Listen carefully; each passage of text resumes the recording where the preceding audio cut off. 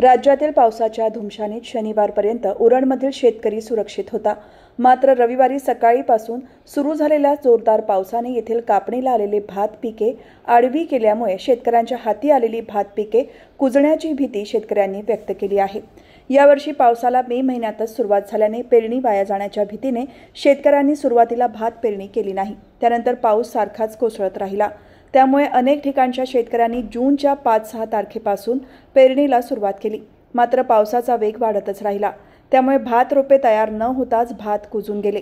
यावेळी महागडी बियाणे शेतकऱ्यांनी खरेदी केली होती. ही बियाणे शेतकऱ्यांनी भात रोपे तयार करण्यासाठी वापरली. मात्र बियाणाचे भातच शेतात कुजून गेल्याने निसर्गाशी नाते सांगणाऱ्या शेतकऱ्यांवर मोठे संकट ओढावले आहे. असे असून देखील शेतकऱ्यांनी पुन्हा एकवार दुबार भात पेरणीची तयारी केली आहे. मात्र पाऊस थांबण्याचे नाव घेत नसल्यामुळेही ते बियाणे शेतातल्या शेतात कुजून गेले होते. मुसळधार कोसळणाऱ्या पावसाने या भात बियाणाला उगवण्याची संधीच दिली नाही. त्यामुळे तालुक्याबरोबर जिल्ह्यातील शेतकऱ्यांवर शेती ओसाड ठेवण्याची वेळ आली आहे.